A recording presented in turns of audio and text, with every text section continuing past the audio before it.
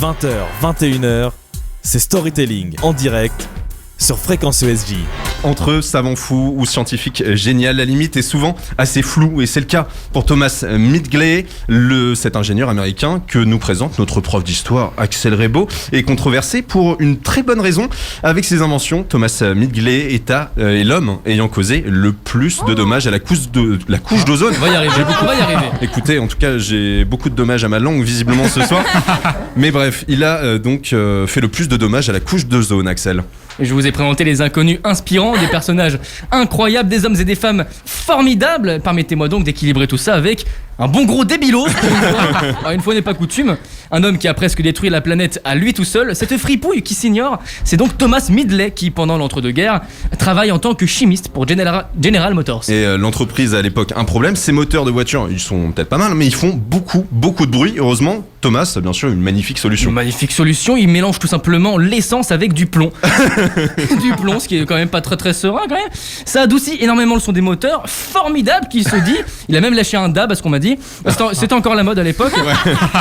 Sauf que son essence plombée que l'on vend partout, en plus de polluer comme 13 Airbus qui volent à vide, il s'avère que c'est un poison bien vénère. Mais Thomas il dit que ah mais non pas du tout messieurs dames les journalistes. Enfin, qu'est-ce que je raconte, on est dans les années 20. Pas du tout messieurs les journalistes, je vous assure. Mon essence est inoffensive. Et pour prouver que son essence au plomb ne craint rien, il va même se laver les mains avec face aux journalistes. Il a le sens du marketing. Ouais, mais sauf qu'il s'arrête même pas là. Non, après avoir complètement amélioré les moteurs de voiture, il se met en tête d'améliorer les réfrigérateurs des Américains. Oui. À l'époque, les réfrigérateurs fonctionnent avec un gaz qui est très inflammable et quand il y a une fuite, bim bada bim, bim bada boum, ça fait pchit et ça fait boum.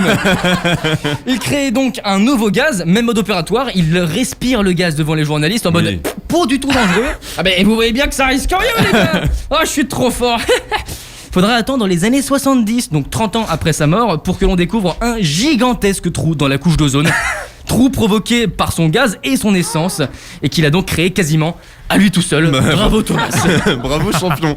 Thomas Midgley est donc mort, persuadé d'avoir aidé des millions de personnes grâce à ses inventions. Il ne saura jamais tous les dégâts qu'il a causés, alors pensez bien quand même à mettre le carton dans la poubelle jaune pour rattraper toutes les erreurs de ce bon vieux Thomas. Merci Axel Reybaud. 20h, 21h, c'est Storytelling en direct sur Fréquence ESJ.